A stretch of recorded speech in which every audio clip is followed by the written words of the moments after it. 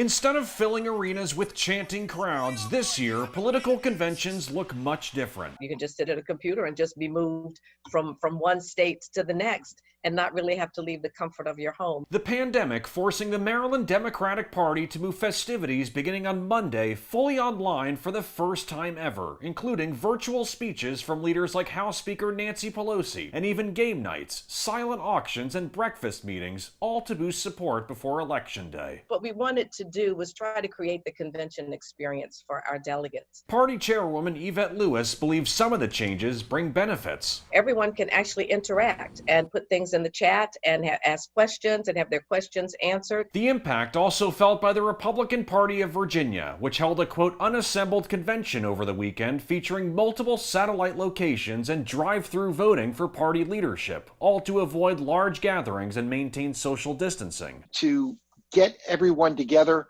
and have a national convention just isn't possible. Alexandria Republican Chairman Sean Lenahan attended the 2016 National Convention in Cleveland. He says 2020 brings a much different experience. We're going to be watching on TV and we're going to be watching online, and we might have some virtual watch parties. Political conventions adapting to the times, with both parties hoping for big wins on Election Day. Our democracy is at stake. That's exactly what's at stake. Tom Dempsey, WUSA 9.